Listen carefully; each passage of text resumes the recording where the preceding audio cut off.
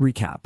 The Burbs Episode 4 ending explained. Is Rob hiding a dark past? Is the world's greatest husband actually a psycho? Rating.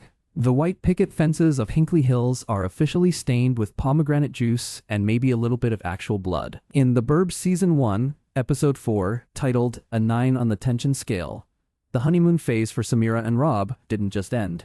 It drove off a cliff. Between freezer-burnt husbands and teenage rage tapes, this episode proved that in the safest town in America, the only thing truly protected is a high-level sociopath. Block party blues and fridge red flags. The episode kicks off with a classic suburban omen, a walk. Samira runs into Laura Daniels, who drops a reminder about the upcoming neighborhood block party.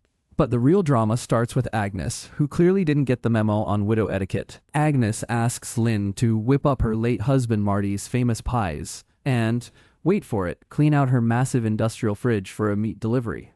Lynn, played with glorious edge by Julia Duffy, finally snaps. She blasts Agnes, refusing to touch the pies or the fridge, declaring she's done with the block party charade. As it turns out, Lynn has a very good reason for wanting people to stay away from her appliances. Wine, lies, and pomegranate blood. At wine night, the neighborhood gossip mill turns toxic. The group blindsides Samira with the Rob files, revealing his history of severe anger issues and the unsettling fact that their neighbor Betsy has zero digital footprint. When Samira returns home, she's greeted by every horror movie trope at once. Rob standing in a dark kitchen, wielding a knife dripping with red liquid. It's pomegranate juice. He's making a romantic dinner, but the damage is done. Samira calls out his mounting lies. Rob's defense? He only lied about his water runs because he was sneaking off to smoke weed and felt guilty since Samira can't partake. He gives a sweet speech about worrying for her comfort, and Samira, and the audience, buys it. A neighborhood bash that just a bust. The block party is a disaster from the jump.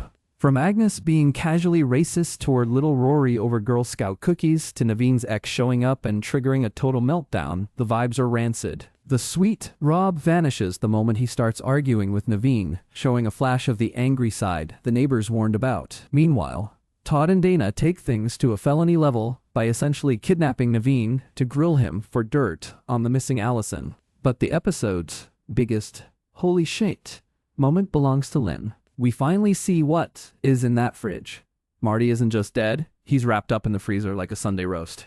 The basement in the woods Samira's snooping finally hits pay dirt. After witnessing Rob's temper, she finds his therapy file, and even more damning, Allison's old phone. On it is a voicemail from a teenage Rob, snarling that Allison will regret her decision.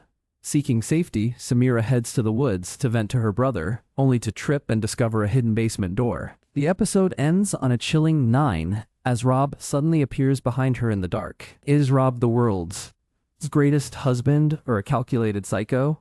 Did Lynn retire Marty herself? And just how much does Naveen know? One thing is certain. Hinkley Hills is officially at a breaking point. Stay tuned to the TV Cave for more recaps and deep dives into the suburban madness. How do you feel about Rob's pomegranate juice jump scare? Drop your theories in the comments. Is he a killer or just a guy with a really bad PR problem?